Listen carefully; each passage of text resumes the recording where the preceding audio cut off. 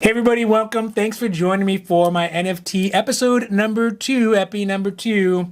It's kind of been a long day and I'm just kind of sitting down and taking a look at what's available on OpenSea, what's catching my eyes, and hopefully everyone is having a great day and had a great day, and it's the evening time after work and have an opportunity to have a little cocktail and enjoy some of the NFTs that are out there and coming out and looking kind of interesting and exciting.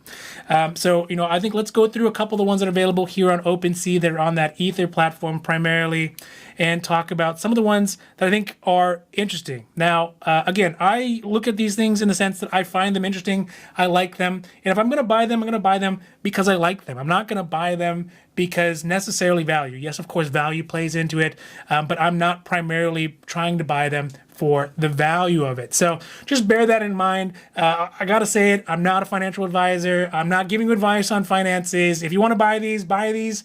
If you don't want to buy them, don't buy them. But if you do, make sure you do your own research. They're super duper risky. And if you're buying them for some other reason other than you like them, you may end up with a picture of something you don't like. Now, with that out of the way, I like them in general because I always wanted to buy some sorts of original art that's unique. And in the kind of blockchain world, super difficult, right? You'd have to go buy it. You can buy it at the museum thrift store at the end, or at the gift store at the end of the museum if you saw something you liked, or you'd have to commission someone to do it, or you'd have to go to Christie's or other people and find them. And that's just not really practical, and it's definitely way outside of my budget. So, all right, so let's take a look at what is trending right now on OpenSea. Now, the top two things that I can kind of see right now, there's some land for sale, digital land in one, the Metaverse, and one in Sandbox. I think there's a lot of great, interesting things and a lot of potential for either of those. It's still super early days, so for those folks out there who have all that kind of insight and knowledge and kind of perspective on what it could be, I think that's a great opportunity, and there's a lot of real interesting, like, just buildings and kind of concepts of what you could do with it. So it's great to see that it's for sale on here, but the land is not always is not really able to appreciate it at the moment unless you're going to build something on it. So let's look at some of the other ones that are available. Crypto hodlers, which I think is aptly named for the time being, especially given where crypto is at today. It's a little bit low.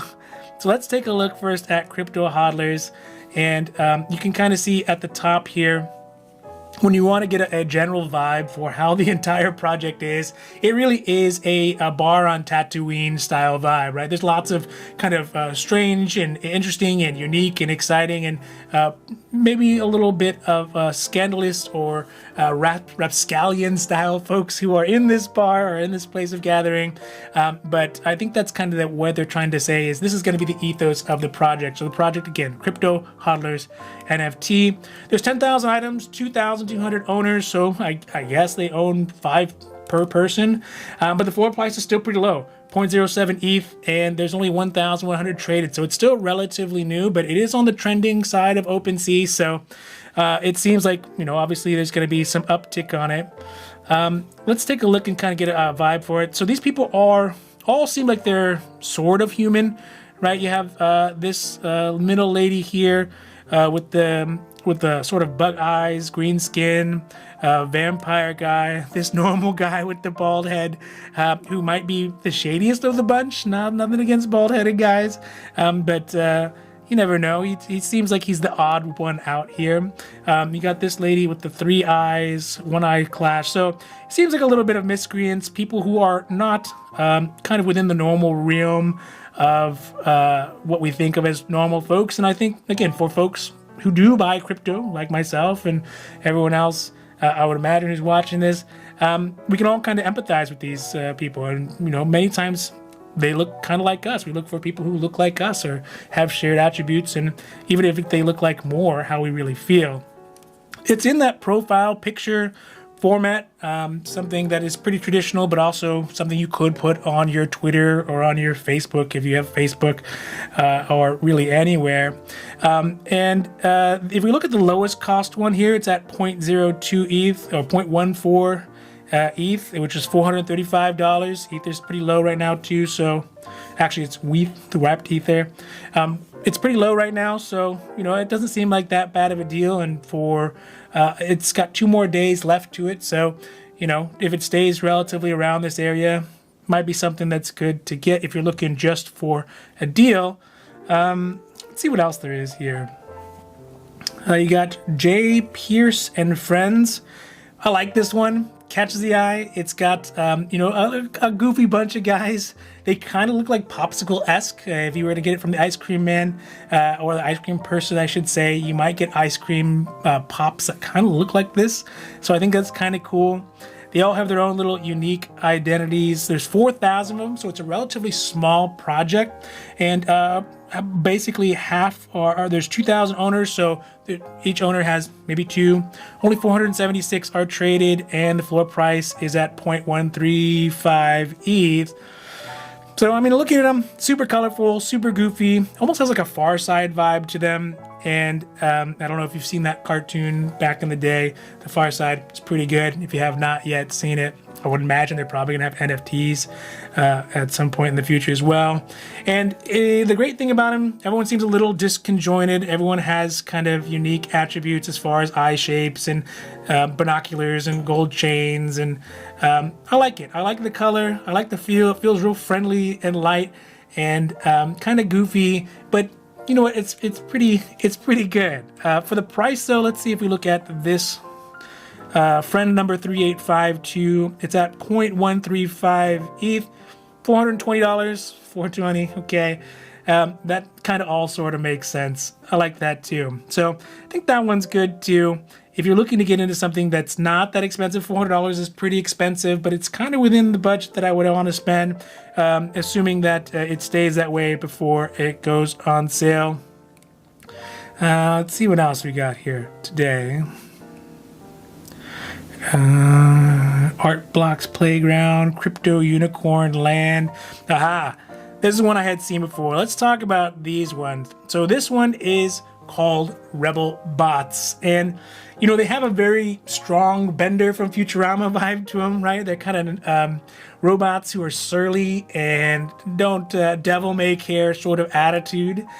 And I think a lot of us, I like that. I think that it in some ways, on some days, it kind of reflects how I feel too. There's 10,000 items on there and 3,000 owners, so that means every owner has about 3, I suppose. The base floor price is kind of high, 0.37 ETH, 0.375, and 1.5 are traded. So there's not many traded. I guess to me that would indicate that the price on them is pretty high. But the nice thing about them is they all kind of have, it's not just a cut and paste necessarily with really simple changes to them. It does seem like there's some pretty strong changes to them. Like they put a lot of effort into making them unique. I kind of like the robot feel. Some of them are wooden, like you can see here, Rebelbot 02354, which I would imagine would be his name if he was in reality. And you have Rebelbot 06932, who has a nice collar on, a polo shirt with the bandit mask. So I think that might be a statement about how something about white collar crimes, if I had to guess. The one I like the most, the one we're talking about, is Rebelbot 09158. So let's get into more detail about Rebelbot 09158. So right now he's at $1,027 USD, or 0.33 WETH. I think that's how we're saying it. And I like him because he is a juxtaposition of like seriousness as well as goofiness and kind of ostentatiousness. And I really like that because, it's just, maybe in art, a lot of us look for ourselves in the art that we enjoy. So let's take a look at him first and do a little detail on what we think about him. All right, so here we go. We got this, again, he is maybe Bender's bad brother, if I had to guess who he is. I really like him, again, because of that juxtaposition of the different things that are on him. Yes, he's a robot, so I'm not necessarily saying he's cold and calculating, but, you know, he is a robot. But he has this grimace on his face, like he's not to be messed with. Not that he's malicious, not that he's going to go hurt people on purpose, but also that he's not afraid to do some damage to humans or other robots, I suppose, if the time comes up. And he's also got a flair for the bling. I like the gold chains. I like the money sign, which I think is interesting because it's a USD. It's a money sign for US dollars, where it's not a crypto sign or other ones, which maybe would be a little too on the nose. The background texture is pretty good. So if we look at the bricks, I think I like that. But the color palette is very Easter, right? You see the ears, obviously, right here, and you see the background color is that Easter feel to it. It's got a springtime view to it. So maybe he's just getting out of robot prison at Easter time and wanted to lighten up the whole situation by wearing some ears. But the ears also indicate that he's got a lighter side, right? He might make some pretty quirky or witty jokes, or he's definitely gonna have some comebacks if you ever wanted to make fun of him a little bit. So I don't know, he has that kind of mixture of strength as well as humor, which I think is appealing to a lot of people. It's got almost like a Vin Diesel feel to him, right? If Vin Diesel was a robot. Wait, he was a robot. What was that movie? Iron Giant? It's basically Iron Giant if he was blinged out. So I think I really like that contrast of the bricks in the back, the smoothness of the metal, the fact that he is metal. So he is a robot. He is a calculating machine. He doesn't necessarily have a heart, but he is in the shape of a human being, right? So he's not in a box. He's not a square. He's not a refrigerator-sized looking machine. He has human traits to him, which means that maybe he's meant to interact with people. Maybe he's meant to interact with people in a way that is sort of amusing.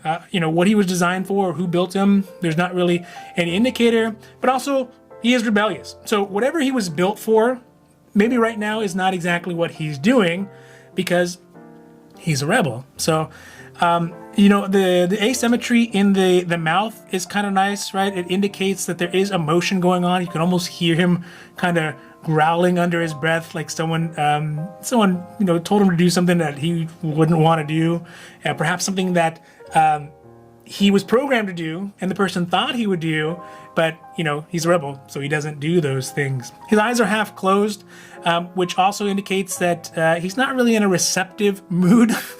Not that this kind of robot would be the most receptive, but it's kind of half closed, and I think that is another good indicator that this robot is not doing what he was programmed to do. And perhaps that's more of a feeling for the designer, right? The feel that, hey, you know what? I'm going to represent myself in a way that I'm not doing exactly what I'm supposed to do, because I'm sure whatever art school or wherever this person went, he probably didn't go there thinking about, hey, I'm going to make digital art that's going to be sold as NFTs on the blockchain.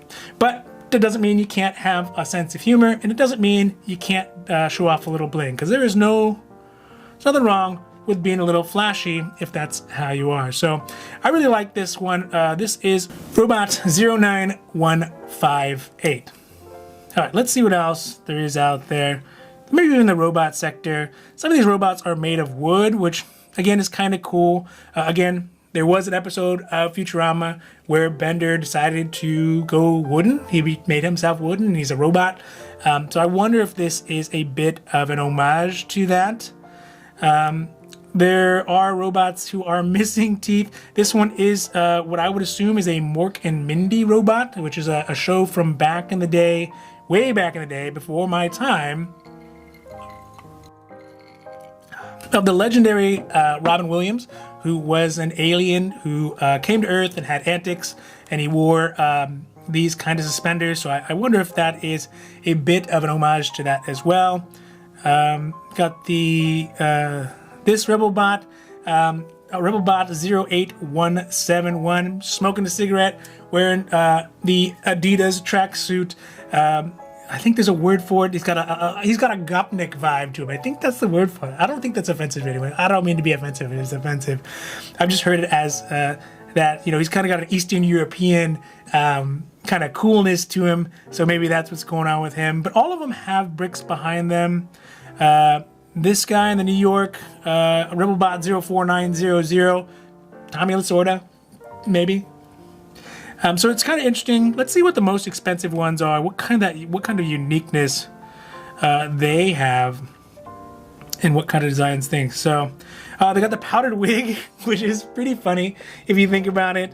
That's something that barristers, British legal professionals have to wear. They have to wear it while they go to court. So I don't know if he's wearing these as part of his outfit or if he's as a mockery of the legal system. Polk High, again, this is more evidence that the creators are probably in their 30s. This one looks like Al Bundy because that's Rebelbot 00710. So a reference to Al Bundy where he played football at Polk High and reminisces about it constantly. I think that if I had to guess, that would be that one. And Rebelbot 01841, he's got the Pickelhaben, so it's got a historical reference to early German and Austro-Hungarian military styles, but mixed with funny kind of colors and things like that that are not very militaristic. He's got a t-shirt on, he's smiling, all those things that you wouldn't do. So he's kind of maybe poking fun at that formality. So again, I think these are all pretty good.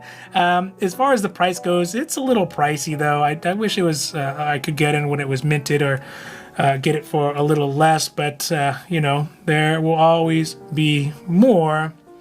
Now let's take a look. Let's take a look at one more while we still got some time before I gotta go.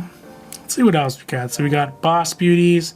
That's kind of cool. I know in the last episode I had said that there seemed to be a devoid of kind of female power NFTs, but a lot of that, there are a lot more of those coming up, and I think it's great, right? I think there's some really amazing female-centric NFTs that are coming out. You have the Boss Lady, the Crypto Coven. There was one, I'm not sure how to say it. I think it's, where'd it go? 1989 Sisters. Again, that kind of fits with the age and the demographic. Let's see who else there was. World of Women. There's another one like Asian Women. I think it's called Asian Women, not Asian. I don't really know how to say it, but I can't find it. Maybe it's gone already off the trending. Well, let's look at the last one. The other one that I really, really liked. I didn't get a chance to talk about it last time, but I'm happy that it popped up on the trending. Oh, you know what? Let's do this one. Let's do Krypton Goons. This one I really like. It feels, it's got an old school vibe to it, right? Like 1920s Steamboat Willie, Mickey's Mouse, but obviously updone for the current time. I wouldn't call it a reboot, but it's updone to be more gritty. Like the difference between, the DC comics and the Marvel comics. Yes, that's I stole that from Deadpool, but it is still the same thing, right? These are cartoons that maybe soldiers would have seen in the 40s and 30s. They definitely had these kind of cartoons that they made themselves, where they took kind of wholesome cartoons like Steamboat Willie or Mickey Mouse or Donald Duck or those Disney characters and put them doing things that those soldiers were doing, or people, adults would have done or understand or found amusing. So you can see here CryptoGoon 6308. He looks like he has speaking of the Marvel, it looks like he has the Infinity Gauntlet, and he's gonna go do some trouble, right? These guys are all in motion, which I think is pretty cool, right? There's definitely a feel of movement. They're not standing still. These are people who are doers, right? These are people who are gonna go do stuff, maybe good, maybe bad, but whatever they're doing it. They're not just kind of standing still for a portrait. They're on their way to do things. Let's take a look at this guy's CryptoGoon 381. It's got a 1980s like beatbox, what are they called? Like the break dancer feel to him. Let's see here. They got the swamp creature, the creature from the Blue Lagoon 339, CryptoGoon 339. And I think the last one I think I'm going to talk about tonight is CryptoGoon 988. So there's it's going to be on sale until the 19th. So I don't know when you're watching this; it might already be gone. It's currently at 0.6 ETH, so $1,879.09 for those USDers, and I really like him, right? Like there's a lot of interesting things that are going on with him that make him unique and also kind of tap into that there's a very specific part of our brain that cartoons seem so pleasurable, partially because they're so easily to consume, and partially because they're so whimsical. It kind of takes us out of our reality, even when we're children, or in this case, as we're adults. So let's take a look at this guy.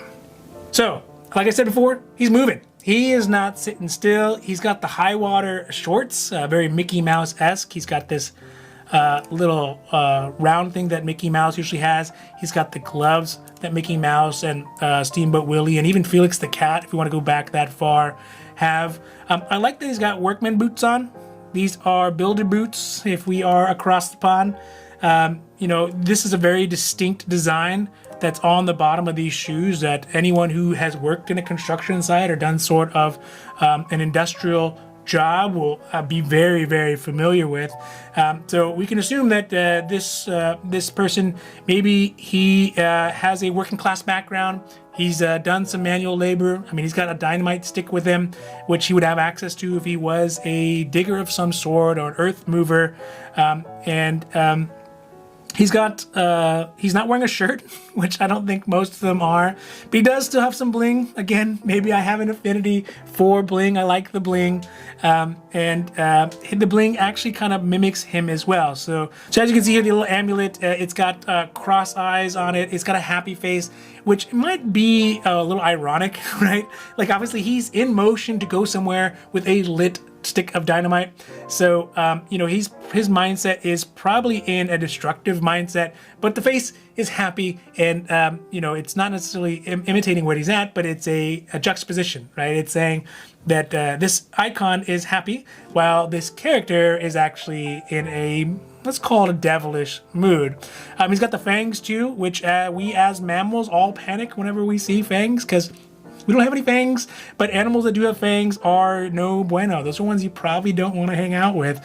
So I think the fangs are a bigger indication of his maybe like viciousness or his dangerousness. Not always. He's only got two and they're kind of cute, but that he could be a little rebellious if necessary. The eyes are X's, which I think the way I would interpret that is not necessarily that they're closed, but that they are set on doing mischief, right? Those are kind of mischievous eyes is how I would interpret the X's on the eyes.